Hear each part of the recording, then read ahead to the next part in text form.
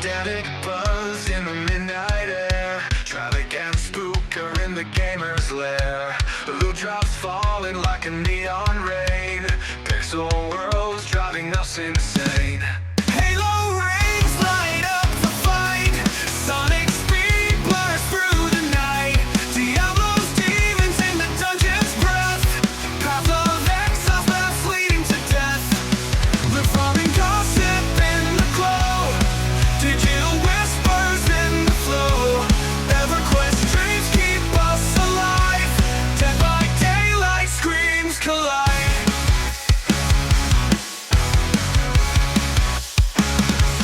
Talk of bosses grinding bones.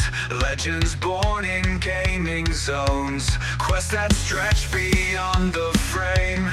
In this podcast we name the game. Controllers on the heartbeat song. Spooker's laugh keeps the vibe strong.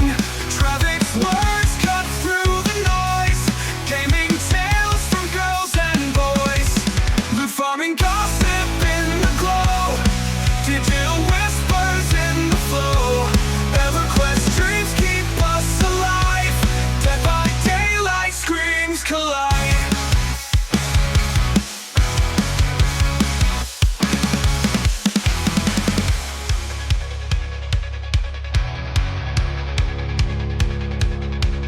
Controllers hum the heartbeat song. Spooker's laugh keeps the vibe strong. Travic's words cut through the noise. Gaming tales from girls and boys. The farming gossip in the glow. Digital whispers in the flow. EverQuest dreams keep us alive. Dead by daylight screams collide.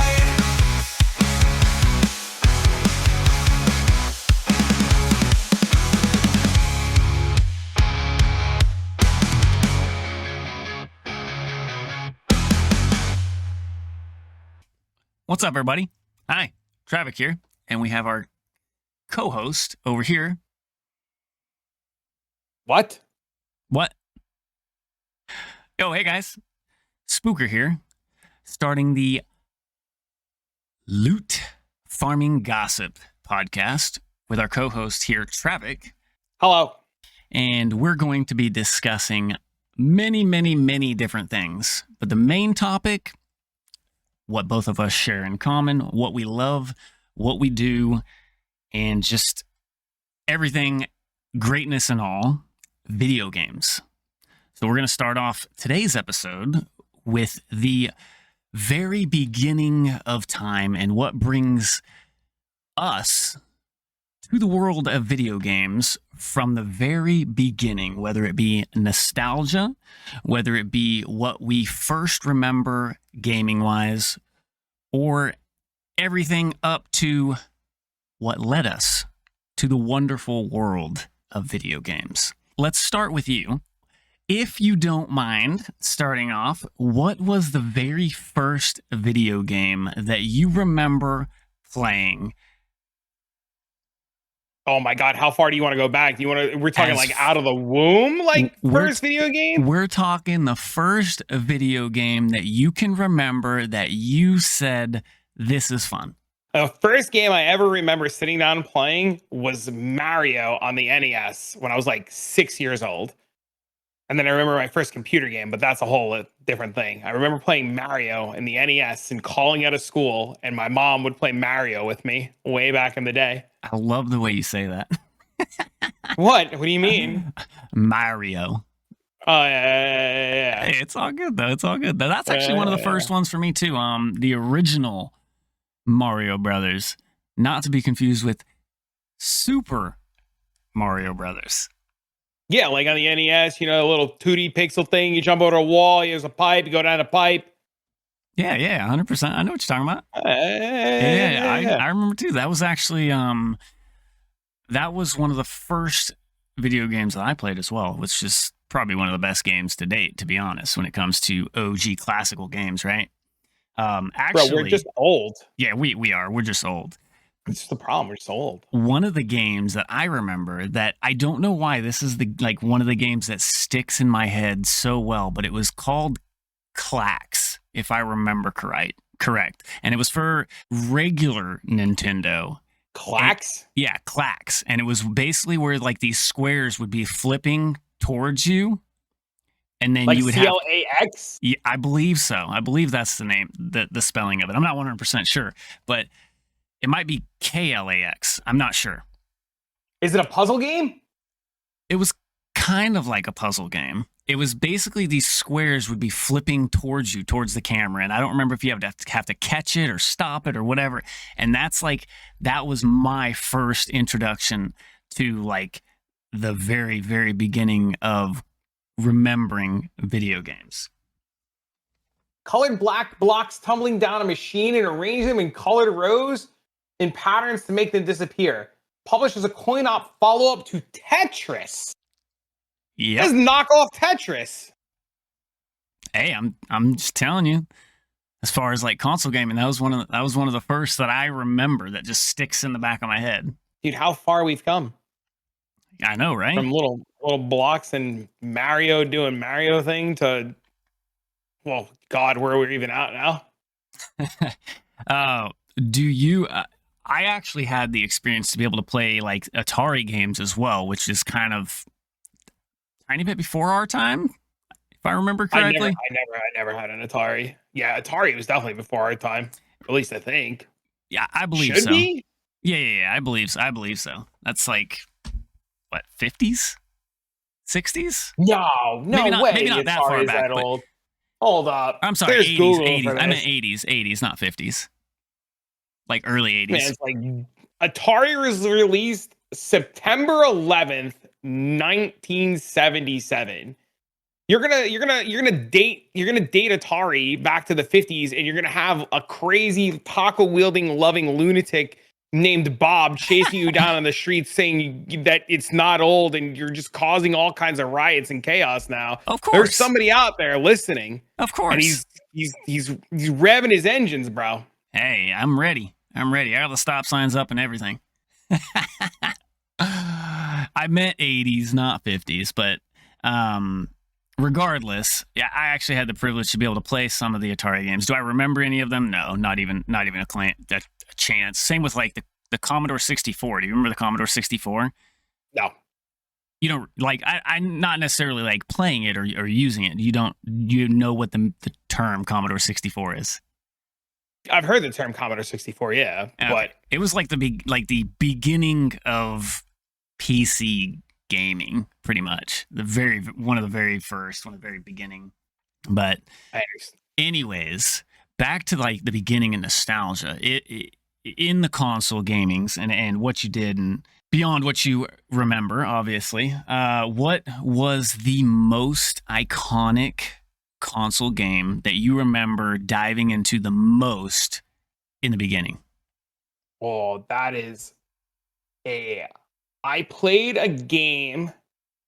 So like, obviously like the first answer that a lot of people are always going to be like is, oh my God, my first real deep dive game was, like, you know, your Final Fantasies or your Resident Evils. But I remember way back in the day, even before I found out what Zelda was, there was an old school game, I want to say it was on Super Nintendo, called Final Fight.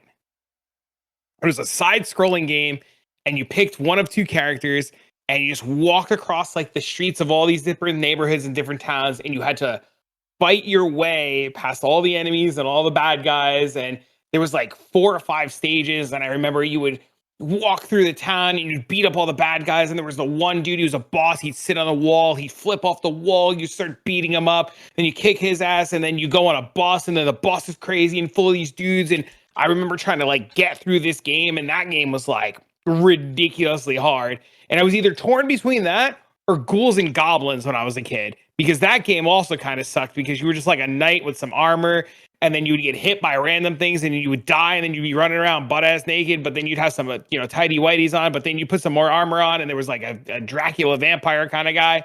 But it's torn up between those two is first thing that come to mind. Yeah, that's great. So you were a lot like my neighbor, which was like on the Nintendo side of things, where I was on the Sega. The Sega Genesis was my first major console and gaming wise, and it was started with one of the most well, I won't say most, but one of the definitely very iconic video games that we all, I'm sure, know, called Sonic. And that's what had me stuck for probably at least probably the first year of the video game nostalgia start. Right. That makes sense. Makes a lot of sense. But Sonic was a good one. Sonic was very good. yeah, it definitely was. I loved Sonic. I still go back and play some of Sonic, like some of the newer gen Sonics, like Sonic Frontier.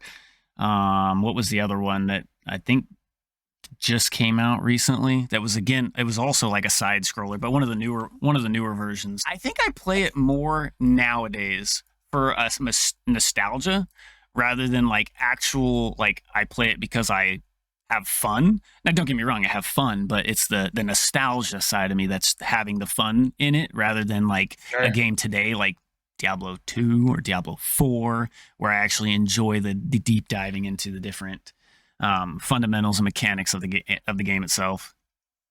That makes sense. Makes a lot of sense, actually. So after Sonic, though, I went down. There was two different games that I know a lot of people ended up confusing, and there was Final Fantasy, and this was back in the early days of like 1, 2, and 3. Yeah. Which I was not on that side of the fan base. I played Phantasy Star. Phantasy Star Online. Before online. Yeah, I know Phantasy Star. Yeah, I played Blueburst for years. Oh, really? Yeah. I did the original. My two favorite ones that I played over and over and over again was Phantasy Star 3. Was the first one that I enjoyed playing over and over, and then Phantasy Star 2, both of which were for the Sega Genesis, I believe. It might have been somewhere else too, but you got me beat on that one. I have no idea. Oh, I know, because it was definitely that's all I had access to was a Genesis at the time when I was playing those. I was lucky and fortunate that my dad had his Sega Genesis still working, so that was awesome. Yeah, makes sense. But then, shortly after coming to where I reside now, over here in Georgia, I found out, like, going through the nostalgia kicks in my brain, I was just randomly thinking of Phantasy Star from back in the day. I think it was an announcement or something from Phantasy Star Online or Online 2 or something like that I remember hearing about. So I just went diving and I found out that they actually made a Phantasy Star 4. So this was about, I don't know, 12, 13 years ago. So that's pretty cool. I went back and played through that probably like 4 or 5 times. That's crazy. Yeah, no, I didn't have access to any of that because, like you said, we were on the Nintendo side of things. So, like, I played like Zelda. Oh, I definitely played Zelda, not to the extent that others did, because I had to play via the friend's console across the street, so I'd get a little bit of time here, a little bit of time there. So I actually definitely missed out on the whole Zelda and the Link hero combat that everybody enjoys so much. And I actually went back probably after high school and had the chance to play Ocarina of Time for my first time. That's a good one. I want my kid to play that one when he's a little bit more older and can like focus on it. I definitely want him to play that. That's a good one. Oh yeah, that's the hardest part with today and kids and video games is it seems like they're more into it for the social aspect of it than the actual like organic puzzles and games and funs that we are used to back in the day, because that was the entertainment. You should pick up, if you liked the old Zelda, you should get Super Mario RPG. You can get it on the Switch nowadays. Wait, is that the newest one? No, it's old, dude. It's from like Super Nintendo days, but they re-released it on the Switch, and it's like one of the coolest RPG games you'll ever play. Super Mario RPG. Well, our next console after the Sega Genesis was the Nintendo 64. So we got to play Mario 64, I think was the name of it. That's a good one. That was a good one. Dude, that was an awesome one, man. I played that one for probably years. So you reminisce about Nintendo 64 and you finally got it. But when you have the opportunity to go really deep into it and get your first real game outside of Mario 64, was there another one, or was it only Mario 64 that you really just deep dived into? Oh, there was several games that I deep dived in on the Nintendo 64. Because I feel like everybody says Mario 64. Like everybody's always like, "Oh my god, Mario 64." But nobody's ever like, like, I don't know, some crazy game nobody expected, like the blasting game with the cars that turned into robots that wasn't Transformers. You know what I'm talking about? There was another like Transformers game. Oh yeah. No, actually, I won't say the first. The most memorable game from the Nintendo 64 for me was Conker's Bad Fur Day.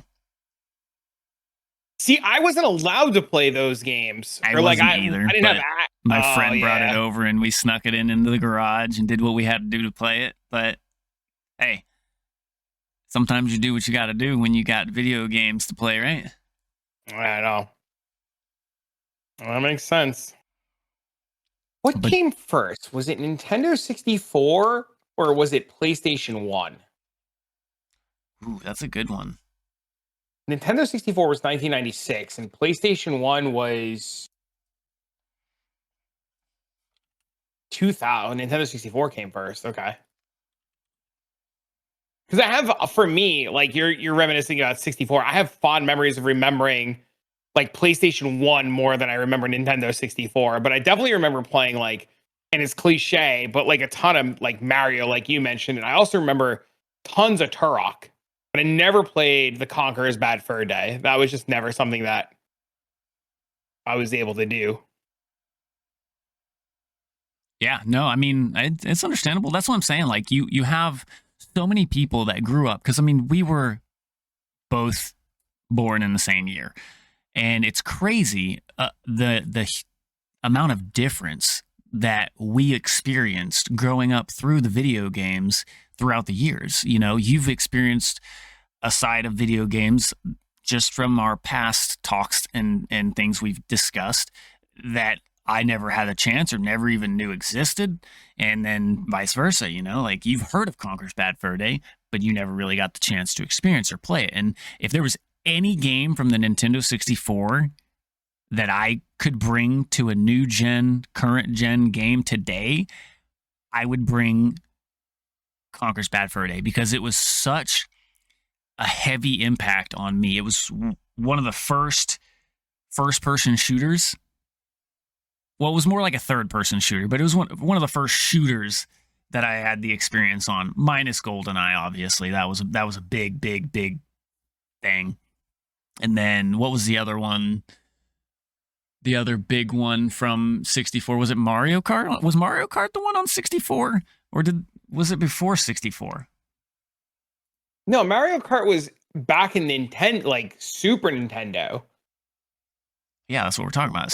Oh, no. We're talking about 64. No, you're on 64. Yeah. No, you're right. But after I dove down the whole Conker's Bad Fur Day, there was just for so many years, all the way up until current years, when I think back and I think nostalgia and I think games that had like the heaviest impact on me, I would probably put Conker's Bad Fur Day at the very top, because I'm constantly, and I think it could be because it was one of those video games, like you said, that you weren't allowed to play, and I wasn't allowed to play, but I went ahead and found a way to be able to play it anyways.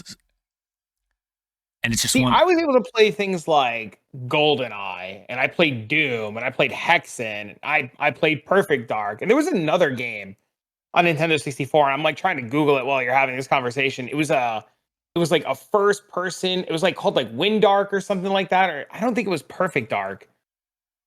Was it Perfect Dark? Perfect Dark was a really good one. It was a really good shooter. Yeah. I remember Perfect Dark. No, it wasn't Perfect Dark. It was a different one. It was a different game. I can't find, obviously, now while we're in the middle of this, I can't find what I'm looking for, but it's okay. Find it later. Well, be fine. Maybe. Let's see. We got GoldenEye, Perfect Dark, Turok 1 and 2, Doom, Quake 2, South Park, comedy FPS. Hexen. NBA Jam. That's not an FPS game. This list is. Oh, it's called Winback. That's what it was. Winback covert operations. I was just. That's what I'm thinking. Yeah, that one's actually, yeah. I'd say I'm looking at the list of shooters that they listed. Doom 64, Quake 2. Was Hexen on the console? According to the list that I'm looking at, and it seems to be the same one that you're looking at, it sounds like it was on the console, but I don't remember playing Hexen on console. I definitely remember playing Hexen for the first time on like PC. It was 100%. My first time was PC, and I loved Hexen. It was probably the first major puzzle-related shooter style killing monsters that I remember, and I actually have it for Steam because I go back and play it every once in a while. But the I don't know how the heck I managed to do some of the controls and configuring it, because it's like, whoa. Have you tried to play Hexen on it recently in the newest? No. If I ever go back and play old games like that, it was like old Doom. I remember being in computer class in school, and we would sneak on a game called MDK on our little Macs. We used to play a game called MDK. If you ever get the chance to look that one up, I think it was called Murder Death Kill. And it was like this like futuristic robot looking game on a Mac. Ooh. Okay. Yeah, that's what I remember that very vividly as a kid. So, back to your side. If you can list, and we'll just go from the era of 90s. Oh, God. We'll say it's in the 90s. What would be your top 3 games that you that just stand out in your head without having to like think too much into it? What would be the top 3 games from your 90s before the Y2K? Resident Evil 1. Zelda on the Super Nintendo, and that's a tough one. It's either Zelda on the Super Nintendo or Final Fantasy VII, but I don't remember if Final Fantasy VII was. It was 97. And Super Mario RPG for sure. Oh, Chrono Trigger. Ooh, there's too many choices. Chrono Trigger was really good. I agree. That's probably one of the most difficult questions I can even ask myself, is to put 3 games down. But if I had to, Silent Hill, yeah. Dude, I used to play Silent Hill with my mom. My mom would get so scared. I remember one time we were playing Silent Hill. I know I'm off track, but that's the whole beauty of this, right? I remember playing Silent Hill as a kid with my mom, and she would want to play, and she would want somebody to watch, and it was like, I would like watch my mom play. And I remember one time there was a cat in a locker, and the cat jumped out of the locker, and my mom screamed bloody murder. My dad came running into the living room, thought somebody died. So you probably already know one that's definitely on the list for my 90s. That would be Conker's Bad Fur Day. Probably near the top of the 3. But outside that particularly, I'd probably have to say Sonic. So Sonic, Conker's Bad Fur Day, and probably it'd be a tie. It'd be a close tie between Hexen and Quake. Yep. Quake for I would say probably the multiplayer part of it, and Hexen because I've always loved puzzle-based combat games.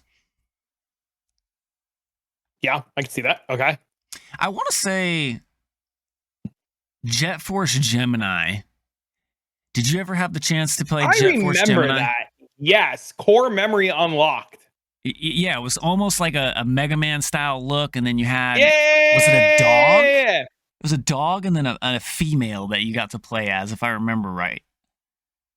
and you'd be shooting the dang big bugs that looked like giant ants up on two legs and shit. It has definitely been a minute, but I definitely know what you're talking about. Definitely know what you're talking about.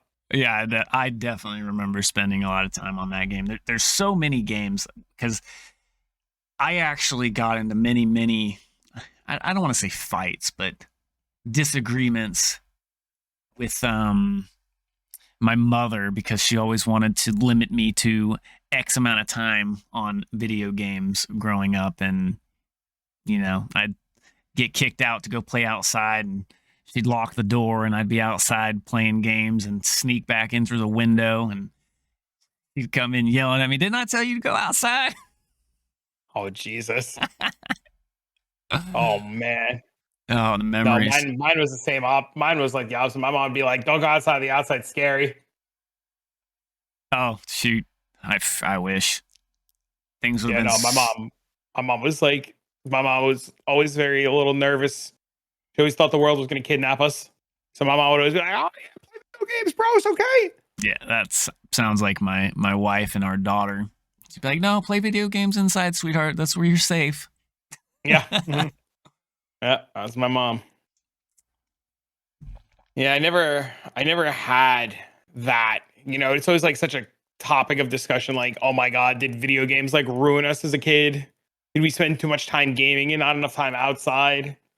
So let's touch on that for a minute. Okay, go ahead. Because I agree with you. Like, that's been a major topic for many years now, and a lot of people say, well, video games ruin people. So what's your take on that? Nah, dude, people ruin people. Video games don't ruin people. Well, who made video games? That's literally you're gonna go to a circle now. Oh well, the people made the video game. That a thing. Nope. It's people. It's. I don't think video games are the problem, but more or less like the lessons that we were taught from, like as kids about like not being idiots.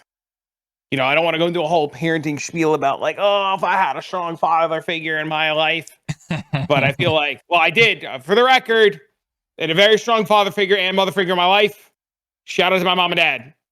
Oh, of course. But I don't know. I think games are fine. I think it's just the way that kids were taught. Like my son loves the game, right? He's like huge into gaming. We play a lot of games together, right. But he knows like that they're games, and he knows that like, it's not something to get super mad over. And like, we talk about what he can do, what he shouldn't do, how to handle it, gaming in moderation, that it's, it's not real life. What did he learn from playing the game? Right. We play all kinds of fun stuff. We play like different kinds of chess games or different kinds of math games, different kinds of games to like coordinate his hand-eye coordination. Like there's a lot. I think there's a lot to learn from like PC gaming if you do it right. But I think if you just like I think it only becomes a problem when people just have like unfiltered or uncontrolled access and they just like do whatever and not understand what they're doing.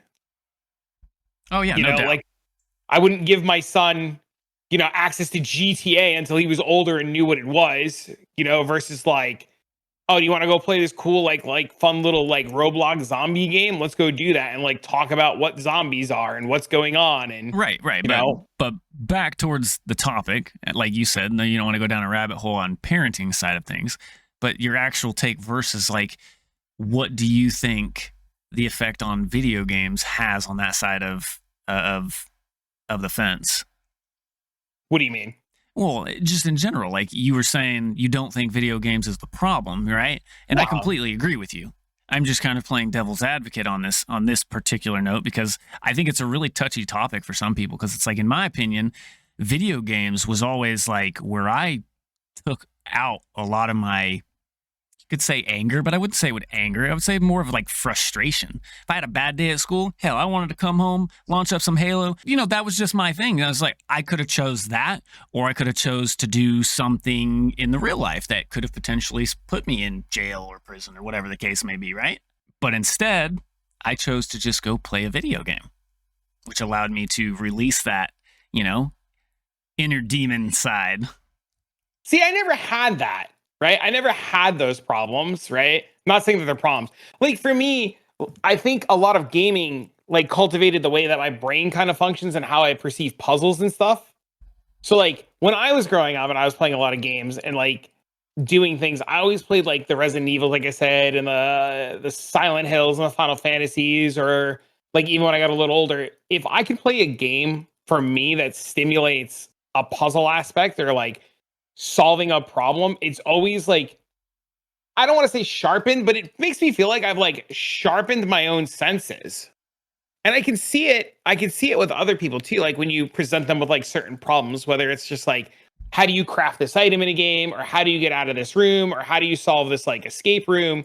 For me, like doing a lot of gaming is just like made my brain look and function at different things in ways that like I probably wouldn't have decided to look at things if I didn't game.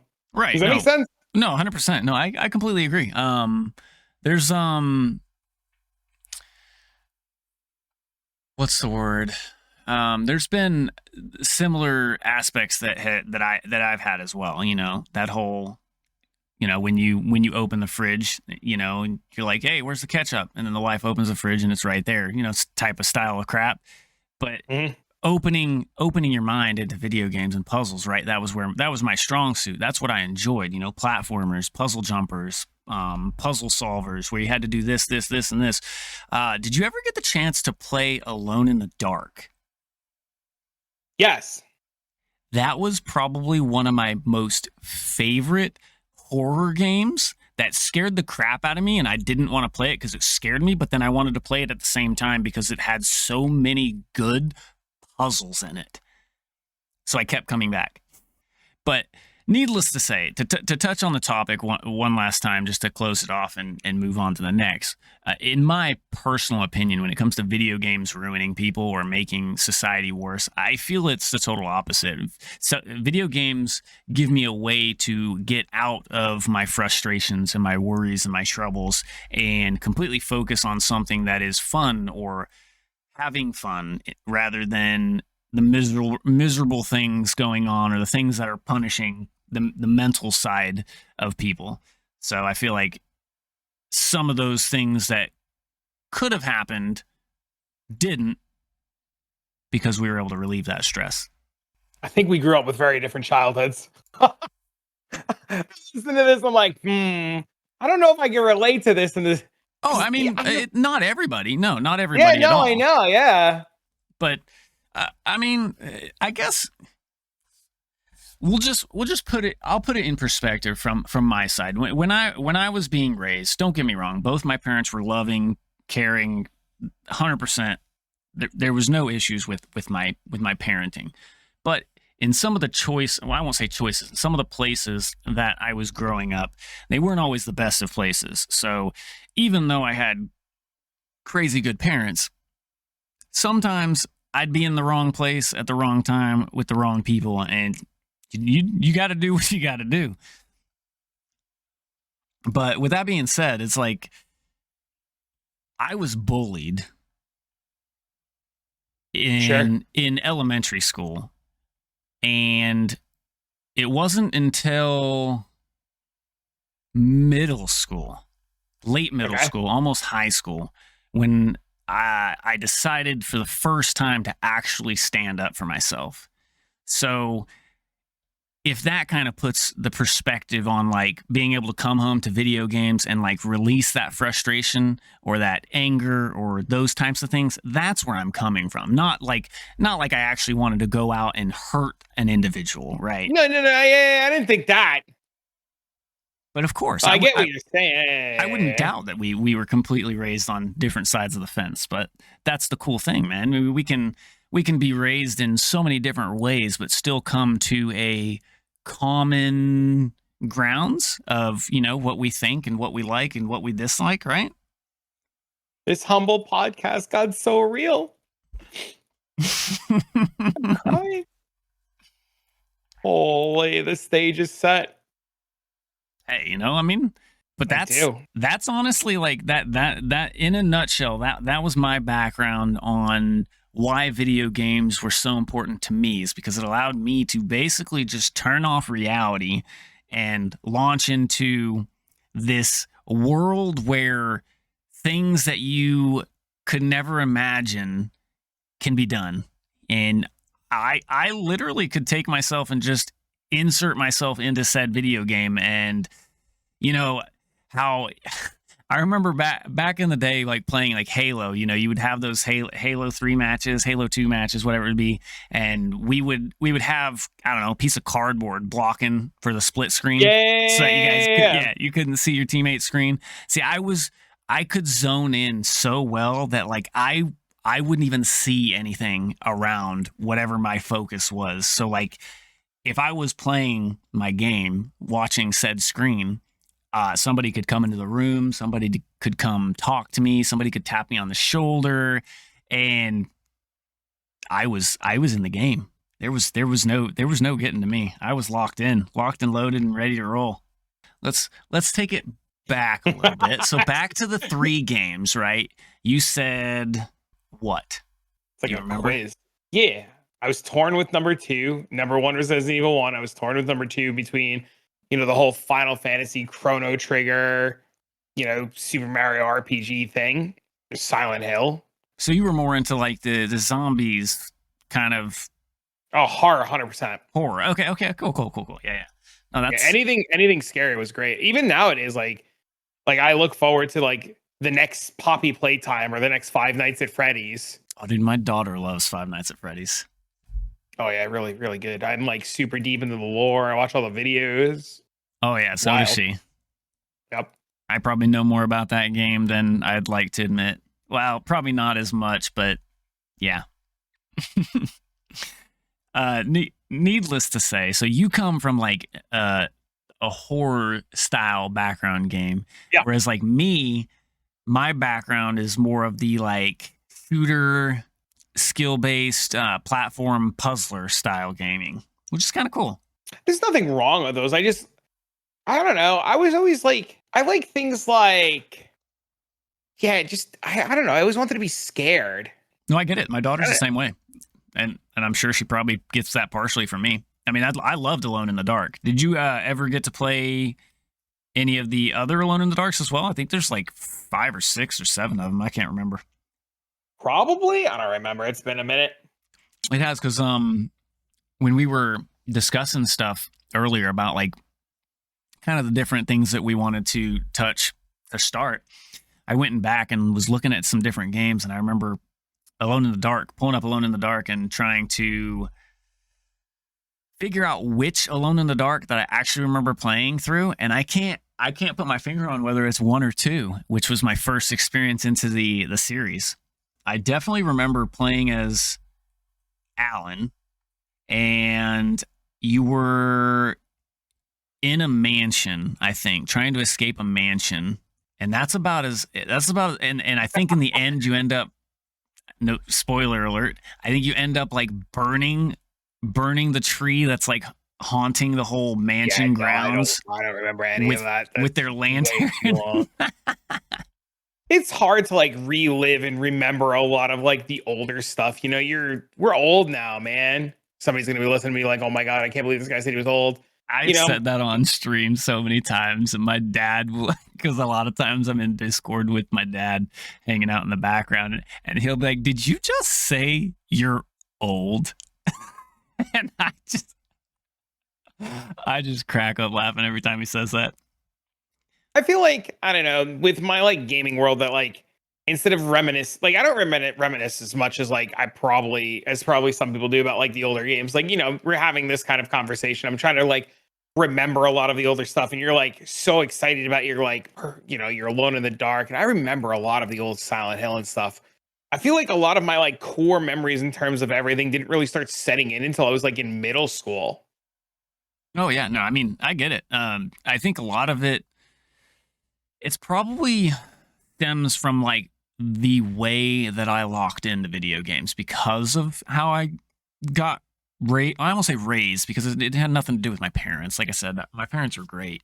It was more of like outside parent control crap going on, being bullied and such and whatnot, and being able to just lock into a video game. And that's probably why some of these video games have such a strong remembrance in my mind, because there's some games that I definitely remembered playing, and they don't pop in my mind until like we're looking at this list, like we pull up Chat GPT and look at these. Okay, well, what order of release dates did the console come in? When, Yeah.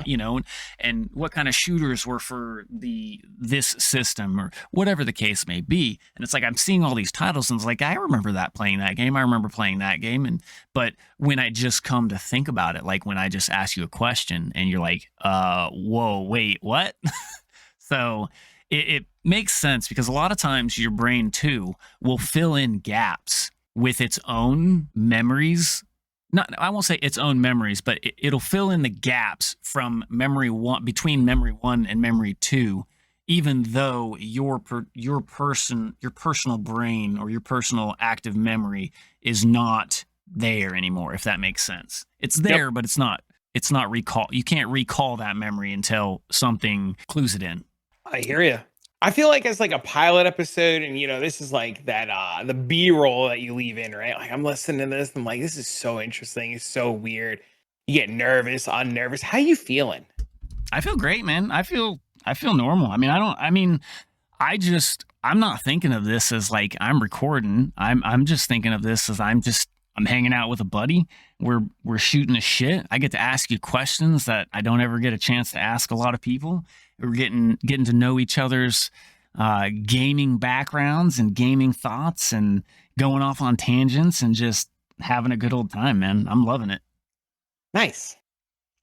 Nice. But as far as like, I think what's so cool about this, right, is that we can do and we can talk about what we want. Do we have topics to talk about? Of course. Of course. Are we going to start talking about one thing and then get off on a tangent, and then the next thing we know, we're talking about being bullied while growing up? Hell yeah, I don't care. You know what though?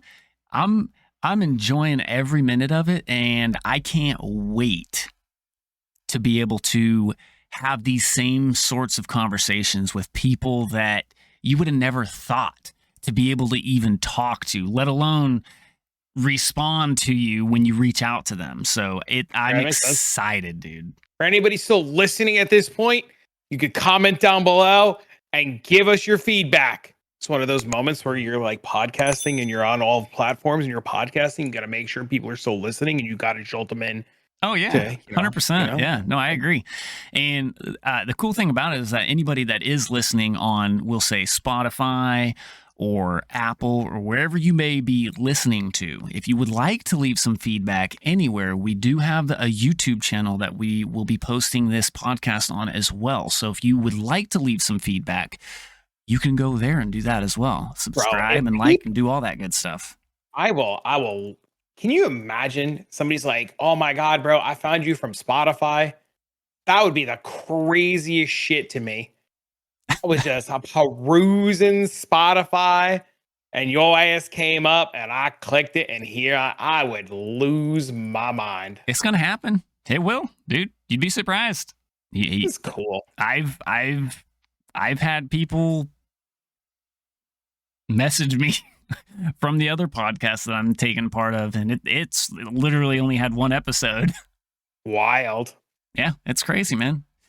But that's why I said I thought it was a good idea. So we had been having a lot of discussions about different things, and I enjoyed the content that you make as well as the discussions you hold and the games that you play. And for the most part, I play a lot of those same games. Like I was getting into, we both enjoy action RPGs, right? Mm-hmm. Probably one of my favorite genres of games, right? And of course, like you were saying, as we get older, we definitely have different genres or different things that appease us more so, right? And I think that's probably why I want to say in our age, but these games are a lot more lax, a lot more relaxed. I noticed I definitely I'm not as sharp as I used to be when it comes to loading up, that first person shooter or that player versus player match. With that being said, what got you into the genre of action RPGs? Oh, I was in middle school, man, and my buddy was telling me about Diablo and how he was camping people with a frozen orb sork. And I thought it was the coolest thing to listen to because he would tell me how he would like camp people's bodies and steal their ears. I thought he was full of crap. Stealing ears. I Yeah, remember those good old days. I mean, I don't consider like I know people are gonna be like, oh my god, but you said Final Fantasy earlier, but like I don't consider that like the whole like aspect of thing. But I what do you mean? well, okay, so Final Fantasy is definitely an RPG, right? But like, But it's an RPG, right? It's not an action Yeah. RPG. I mean, but one could beg to differ, right? I've had a lot of this. There's big controversy of what's actually considered an action RPG versus just an RPG versus just whatever else, right? no, the thing that really got me into it was like I said, I remember this kid telling me about playing Diablo, and we were in middle school, and he was camping idiots and collecting their ears and stuff. And I remember going home and asking my parents to buy it for me, and they were very skeptical because it was a game about the devil. Oh yeah. I don't remember how I convinced them to get it for me or what happened, but I ended up, maybe it was in like early high school. I want to say it was middle school, either middle school or like early high school. Somehow my parents bought it for me, and it was my whole life was ruined from there. It's completely downhill. Ruined in a good way, though. I could have been a doctor, and instead I played video games. And now you love what you do. So quit your do. bitching and let's move on. No, but in all seriousness, did you started on Diablo 2 then? That was your first income to the action RPG genre? Yeah, that's the one that I remember the most. Like I said, I played things like Final Fantasy, Legends of Dragoon, and stuff like that. But the minute I like picked up D2, I was just like, that was it. Like it was just addicted from there. Oh, 100%. Played it all throughout middle school, played it all throughout high school. No, actually, my dad will argue till he's blue in the face about this, but I just don't know if it's his old age, true old age, right, in memory, or if maybe I am just crazy. But I truly remember playing Diablo 1 with my dad, right? I don't remember exactly how the Diablo 1 and multiplayer and all that stuff worked. I know Diablo 2 was, I don't think Diablo 2 launched with BNet, or maybe it did. I don't remember exactly, but I know that When I started playing, there was BNet, so I don't know. Yeah. I won't argue with you there. But I know that BNet was definitely introduced during Diablo 2. So I don't know if it was just like a local LAN play that you could do with Diablo 1, but Diablo 1 was definitely my first one, and it definitely grabbed me very strongly because I enjoyed the whole concept of killing demons, right, in the game, killing demons and, trying to save the world aspect type of things. But I think my favorite concept that differs from like Diablo 2 versus Diablo 1 is that in Diablo 1, you literally are just going down through floor after floor after floor until you get so far enough down through the cathedral that you reach hell. Right. And it's so iconic to me because it's like, it reminds you of, or me, not you necessarily, but it reminds me of, you're going down until you hit rock bottom, then you take out the evil of the evils. Yeah, see, I missed D1. Like I never played it. I never knew it was a thing. I mean, you should try it out. They have it. I don't know how good the compatibility of it is through the whole current gen of Windows and Steam, but it's one of those games you can definitely enjoy on the side. Like it would give you perspective, kind of like give you it. Yeah, it would definitely give you perspective as to like how they reached a middle ground of Diablo 2 and why Diablo 2 was such a great success. Okay, that makes sense. Because I think that was the huge success that we see from D2 that a lot of people missed. Because I'm almost certain, and I could just look it up real quick, that Diablo 2 did not launch with BNet. I'm pretty sure. I've been told that it has launched 7 months later, or roughly 7 months later. That is what I was informed of. Well, I'm not sure what says who, and who knows who was right. And, ChatGPT is not always right either, but I would have to do a little bit more research. regardless of that, I think BNet was probably what made Diablo 2 so successful, outside of the base game just being absolutely, 10 years ahead of its time. But we won't dive down that road quite yet. I don't honestly know. I never looked at games like that. I was just like, dude, I'm just gonna go kill mobs and get loot. That's still how it is, man. Is the game successful? I have no idea. Do I like it? Absolutely. Can I kill mobs and get loot? Sure. Do people like it? I don't care. Oh, I mean, yeah, I completely agree. It's the same thing with like movies, right?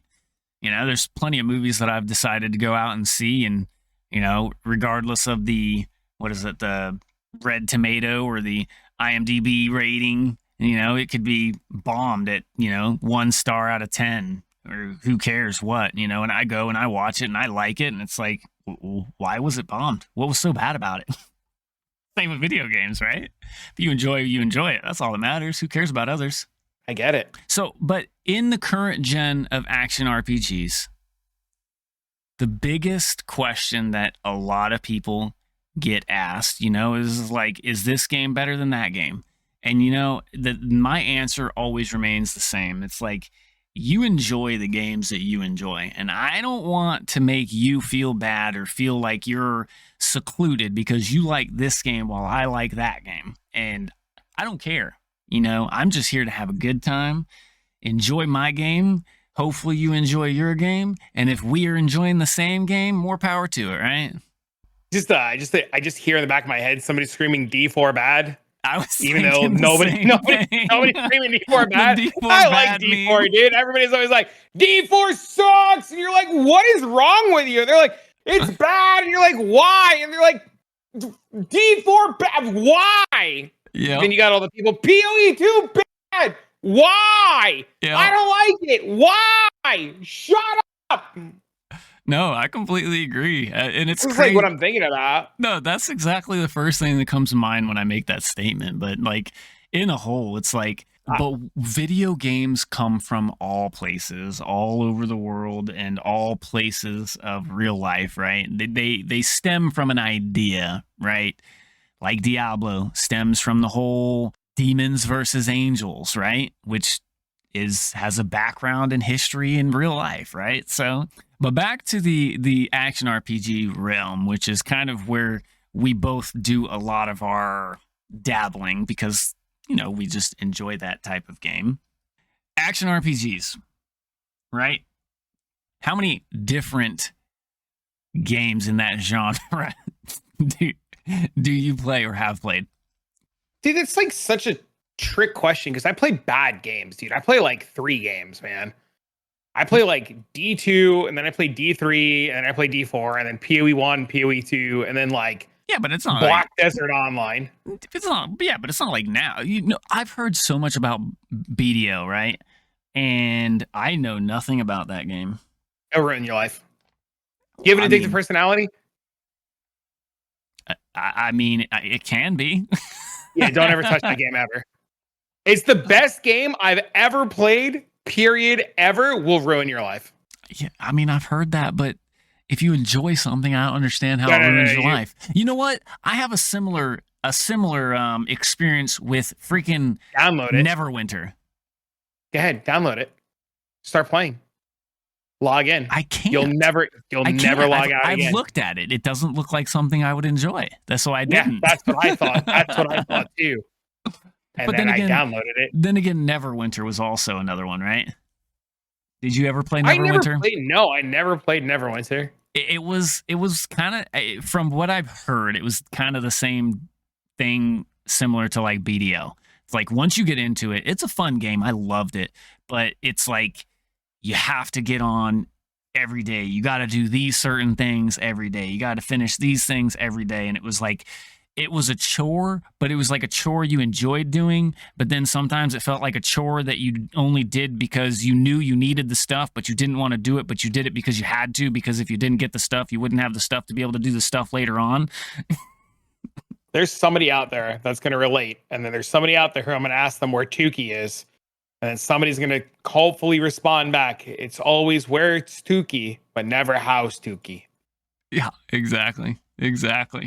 Yeah, I can just remember like back in the day playing, I would say back in the day, this wasn't like that. Well, I guess, fuck, dude, it's longer than I want to admit. But anyways, it was just such a fun game. And I think I always stem back to like the PvP side of games, man.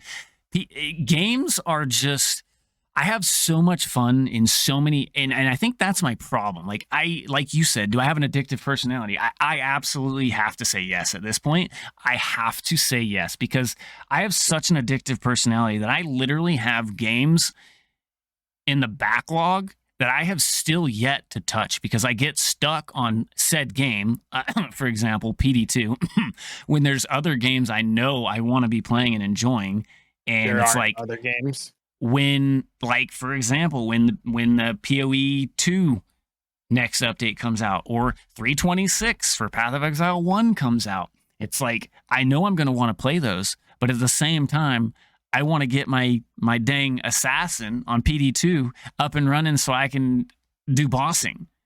But like you said, I need 4 different sets of gear to be able to accomplish the different bosses in the game, which is awesome. I love that. But at the same time, it's like, man, do I want to go down the rabbit hole, or do I want to just farm and have fun while I'm waiting for the next big drop on the next big game or update that comes down? It is definitely something. Right. And then inside the content creation side of things, right? How much are you giving up by sticking with something you enjoy versus, not necessarily switching to something you don't enjoy, but switching to something else because that's where the hype is. That's where the people are. That's where the viewership may be. That's where that's where you need to go in order to keep the bills paid, right? I think that is a conversation that is an episode in on its own. Oh, yeah, 100%. Yeah, I'm not going down that rabbit hole. Yeah, I'm just saying, like, it's hard to want to balance the different games that you're having fun with, right? Versus, well, I'm not doing this because I necessarily have to, because I enjoy it too. But it's like, now I have a whole slew of other things I have to accomplish at the same time. So, but back down to the action RPG genre versus the action RPGs. Between all the different, did you ever have the chance to play Torchlight? The original Torchlight, not Torchlight 2 or Torchlight Infinite. Yeah. You're missing Torchlight 3 as well. There was a third one? Pretty sure. I could be wrong, but I'm pretty sure. Generally, but I think Torchlight 2 is what made them big. Did you know that the Torchlight devs, at least from what I remember, the Torchlight devs were part of the Blizzard North. I don't know. I don't track who worked where and who did what. Oh no, but I'm sure you track the whole. That's why the action RPG base of Blizzard kind of started falling apart, or at least that's what people think, is because Blizzard North left. No, people try to have that conversation and then people get crazy. So I never have that conversation. I mean, obviously you're not going to go crazy on me. There might be some crazy crackhead that's listening to this right now, but fuming at the mouth because they bought the Blizzard book and they know the whole ins and outs, and somebody somewhere did something to piss somebody off. I know nothing about it, dude. The only time I ever tracked devs and who worked where and who did what was when I played Dead by Daylight, and that was like a beast in itself. No, I understand. I guess I had such a passion for Diablo 2 and Lord of Destruction because that's where I spent the majority of I would say my gaming years from start to finish. Well, I can't say finish, but from start to now, I would probably say that I've logged the most amount of hours in, I don't want to just say Blizzard, but I would say the Diablo series. Just hands down, I don't think any other series or genre touches it. I can give you one. Well, for you, EverQuest. For you, Ever. maybe, right? Yeah, and Yeah. hands down, I'm not arguing, but I'm saying for me, the Diablo series has the most amount of hours combined, obviously, than any other genre of games that I've played. And trust me, I've played my fair share of Halo. I've played my fair share of Path of Exile since it launched. I've played my fair share of many different games as well. It's just, if you were to take the hours, like I could log into Diablo 3 right now and show you that I have, I don't know, like 5,000 hours on just the Demon Hunter alone. But then you look at my other characters and they have very similar amount of hours on each character. It's yeah, I really love the whole. The games were different from start to finish, right? Just like when you go to Path of Exile 1, if you go back to the day when Path of Exile 1 launched, it's nothing like what it is now, right? And the same to be expected with Path of Exile 2, Diablo 4, and all that. And, the lifetime through Diablo 3, even Diablo 2 for that matter, for when it first launched, it's a completely different, not a completely different game, but a completely different experience through the game because of different changes and all that as we go through the different, whether it be bugs, balances, adjustments, broken things, and all that good stuff. Mm-hmm. But as far as your experience in the action RPG genre, what do you enjoy the most when it comes to playing an action RPG game? Top down, similar to like Path of Exile, Diablo, Torchlight, Grim Like my Dawn. favorite thing about it? Yeah. What draws you to the genre? Like, what do you enjoy about the genre? The mindless aspect of doing the same thing over and over. So you like insanity? So I like being able to kill Mephisto 4,000 times for loot and having like structure. Like I can turn on like Diablo 2 and just go kill meth thousands and thousands of times and not bat an eye. I can go do cows thousands and thousands of times, not bat an eye. The idea that I can just go kill mobs, not have to think, not have to set it up, not have to prep it. It's all there. It's all ready to go and get loot is awesome. The idea of like every single mob, it's less loot and more the idea that every single mob at any given point can be the lottery.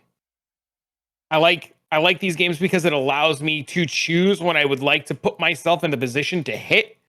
And I know that I'm giving myself the opportunity to hit something insane.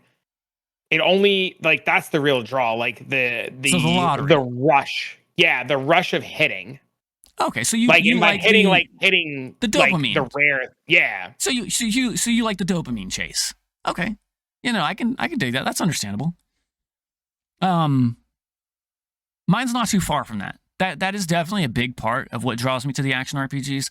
Same with like, I get given shit all the time for this too. But like in Path of Exile, you hit that Vol, right? That Vol orb that gives you that insane hit or bricks your item, right? Sure. And the famous rule, right? Don't Vol anything that you're not willing to lose. See, I don't live by that aspect. And that's probably one of my problems. I hit the Vol just to see if I can. And then I hopefully can find some backup or something to replace it afterwards. Because I too chase that same dopamine type of rush, hit that big lottery winning ticket item that you turn around and sell for, 100 divine because it hits the perfect corrupt and perfect mod or whatever the case may be. But I think what draws me to the genre of the top-down action RPG game in a whole is the main concept of you fighting for a purpose, I guess. Slaying evil entities, demons, enemies, monsters, craziness, whatever you want to call it. I think it's more for me the hero what's the word? I can't think of the word. But you being the light shining down on the shiny armor hero style adventure. Fantasy. Yeah, the power fantasy. Yeah, that's a perfect terminology. Yeah. And I love living that power fantasy role. And it always hurts my feelings, and I take it very personal. Not really, but I take it personal, when I'm playing that action RPG, whether it be whichever games of them that I'm enjoying, and they take and they nerf my power fantasy to the ground to where I can't even play it anymore. But then I just find the next power fantasy character and move on. Yeah, see, no, that's all too much for me, man. I'm not saying there's anything wrong with it. That's just too much for me. What do you mean? You don't like being powerful? There's always a build that'll be strong, and there's always a way to solve being strong. And it's never about the feeling or fantasy. It's always about solving like for me, it's like, and this kind of goes back to earlier, like it's the puzzle of figuring out what's good and how to get there to be what's good. Oh yeah, 100%. Yeah, I won't argue. I guess I never like put myself in the position of like, the power fantasy of it. Like if I'm strong, I'm strong. If I'm not, I'm not. If I'm not strong, I'm just going to get more currency. I never like zone into the fact of like putting myself in my character's shoes towards the effect of it. If that makes sense. I just kind of like zone out and play to play, Oh yeah, no doubt about that. Mine's just, I was just going off on a tangent with the whole being nerf thing. There's always a solve to it, right? Or another class to play. 100%. I won't argue with you there. Like the problem with me is like I've talked to a lot of people over the years because I stream for a living, right? And I have noticed that very few people don't like. A lot of people have like lost the fun of playing the game to play the game, and they're like kind of like very similar to what you said. Like they have to have this power fantasy, they have to have this power creeper, they have to do this, and sometimes you just like people forget to just play. Like for me, like I just kill mobs and get loot, man. I completely agree with you. But what happens when you can't kill mobs and get loot? So you can always kill mobs and get loot. Yeah, but what happens when you can't? Do you see what I'm saying? How would they? No, you will always be able to kill mobs and get loot. Just because your build is bad and you're trash. No, just because your build is bad and you're trash and you can't kill mobs doesn't mean that I have to sit there and try to. No. Stop being bad at video games and fix your dog shit build and go kill mobs. No, I completely agree. It is, you can always kill mobs and get loot. I do agree. It's just you have to adjust, and some people have trouble swallowing that pill, right? You have to adjust. Sometimes you can't do what you want to do. Like, for example, playing like you want to go kill you want to go kill bosses in D2. When we're done talking now, go farm loot. Oh yeah, 100%. I know. That's what I do. I farm loot, right? And I will kill bosses. You should be killing mobs right now. Who says I'm not? No, but that's the wonderful thing about video games, right? We both play similar games. We both play the same games. We play a lot of different games too, but all in all, right, we enjoy the same game in different aspects, right? Like you said, you like to mindlessly just go slaughter demons and farm loot, right?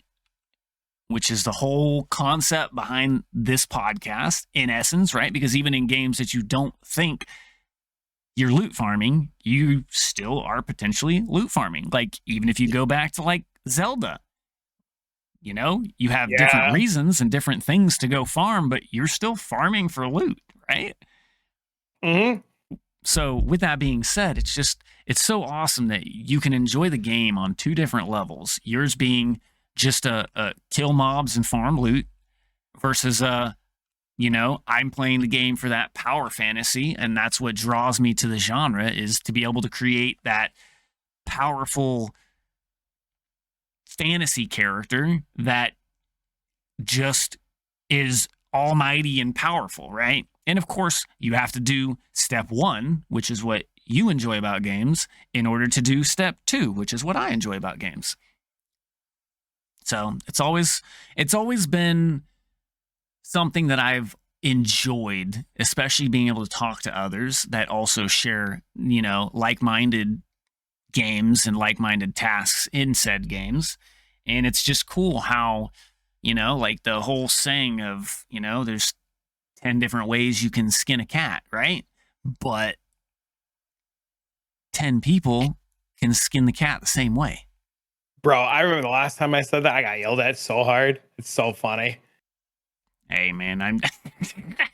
What do you want me to do? There's 10 different ways you can peel a potato. No, dude, I just think it's funny because, like, it's the same thing that I would go to, right? Like, it's just funny. It's just I don't. You know what? Where does that phrase even originate from? Because it's like that's such a horrible thing to compare anything to. All roads lead to Rome, brother. Yep, exactly.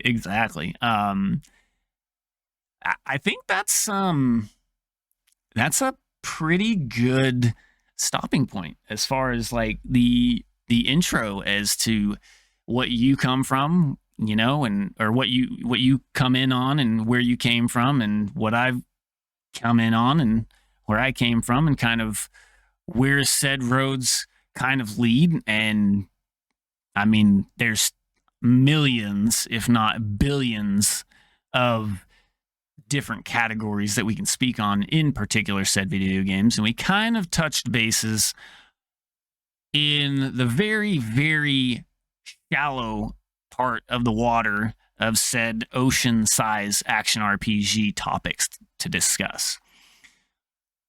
But I do want to ask you one question when it comes to the action RPG genre.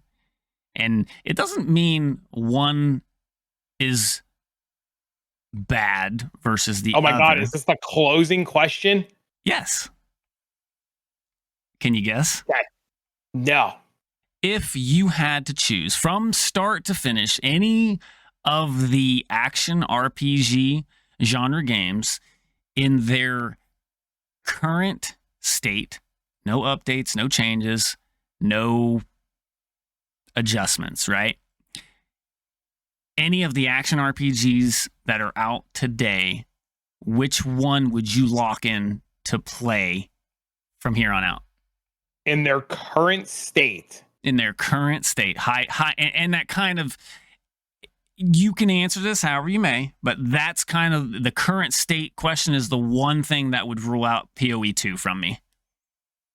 But in their current state. And it could be the mod. It can be a mod like PD2 or it would 100% be PD2 every time. It would be some variation of Diablo 2. Like without hands down, like nothing.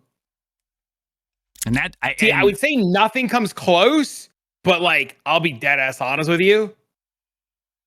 Hero Siege comes real close, dude. Dude, Hero Siege is great, and man, I have to say thank you for introducing it to me because that and there's other games that I would like to go back in the age and play too because I heard Grim Dawn was like super good, and I never had the chance to experience it, and then I'm kind of scared to want to go back and finish it. But to close out the current question, you go for Diablo 2 in one way or the other, right? Whether it be one of the versions of Diablo 2, and I have to agree with you. Out of all the ones out there to this date and current state of action RPGs, I will agree with you and lock in one of the versions of Diablo 2 as well. Yeah. It's just such a good, iconic game that they did so many things right, and they basically structured the whole start of this genre from the beginning, and they were just so far ahead of the time when they did. It makes games today that are trying to mimic that crazy introduction of new things to the video gaming world that it's not even close. I feel like Path of Exile comes close. I do. It does. But does. But I think the thing that makes D2 the top of the food chain is while it's complex, it's so simple that you don't need a degree. Like the passive tree is straightforward, the farming areas are straightforward. I don't need to spend 10 years setting up to farm. I can log in, I can do a cow run, I can do a pit run, or in PD2 I can do a map. I feel accomplished, I can log out. Yeah, no. I 100% agree with you. It's the simplicity of the complexity. Yep. I And agree. it just feels good. It does. It just Ahead of yeah, its it time. just feels good. Yeah. So, I will say thank you for having these wonderful words and discussing on this pilot episode of Loot Farming Gossip XD. And I look forward to the next episode. Actually, listening to you say it, the name's pretty good, bro. Hey, man. My name's pretty good. It was I a like that. combination of your ideas and mine put together and slammed in for a lock-in on episode 1, pilot episode, Loot Farming Gossip, XD, baby.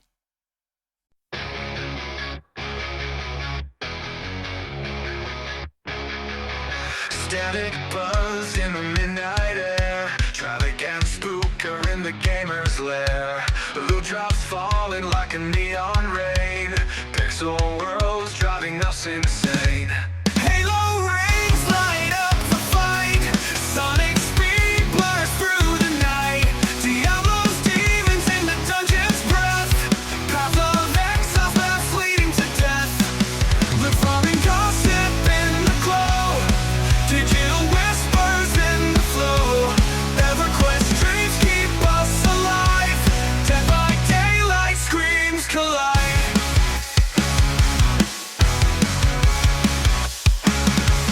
Talk of bosses grinding bones. Legends born in gaming zones. Quests that stretch beyond the frame. In this podcast we name the game. Controllers on the heartbeat song. Spooker's laugh keeps the vibe strong. Travic's words cut through the noise. Gaming tales from girls and boys. Loot farming gossip in the glow. Digital whispers in the flow. EverQuest dreams keep us alive. Dead by daylight screams collide.